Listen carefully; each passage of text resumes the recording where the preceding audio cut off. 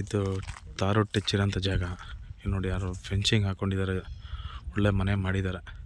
ಶುಂಠಿ ಬೆಳೆದಿದ್ದಾರೆ ಇಲ್ಲಿ ನೋಡಿ, ಇಲ್ಲಿ ಶುಂಠಿ ಹಾಕಿ ಶುಂಠಿ ಬೆಳೆದಿದ್ದಾರೆ.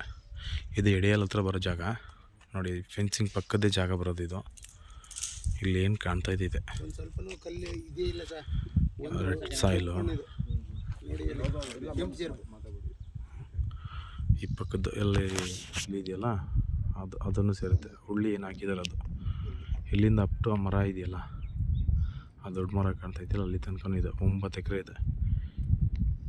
ಈ ಫೆನ್ಸಿಂಗಿಂದ ಹಿಂಭಾಗನೂ ಸ್ವಲ್ಪ ಬರುತ್ತೆ. ಇದು ಬಂದರೆ ಎಲ್ ಶೇಪ್ ಬರುತ್ತೆ. ತಾರು ಟೆಚ್ಚಿರೋಂಥ ಜಾಗ, ಕೆಂಪು ಮಣ್ಣು. ಶುಂಠಿ ಹಾಕೋಕ್ಕೆ 7 ಮಾಳ್ಸದ ಜಾಗ. 9 ಎಕರೆ ಇದೆ ಇದು. ಈ ಇದರಿಂದ ಫೆನ್ಸಿಂಗಿಂದ ಹಿಂಭಾಗನೂ ಇದೆ. ಒಂದು ಅಲ್ಲಿ ಹುಳ್ಳಿ ಬಿದ್ದಿದಲ್ಲ, 1-2 ಸ್ಟೆಪ್ ಅಲ್ಲಿ ತನಕ ಬರುತ್ತೆ. ಎಲ್ ಶೇಪ್ ಇದೆ. 9 ಎಕರೆ ಇದೆ ಇದು. ಒಂದು ಸಿಂಗಲ್ ಓನರು. 2 RTC ಬರುತ್ತೆ. 4 ಎಕರೆ 1 ಎಕರೆ ಒತ್ತುವರಿ ಸಿಗುತ್ತೆ.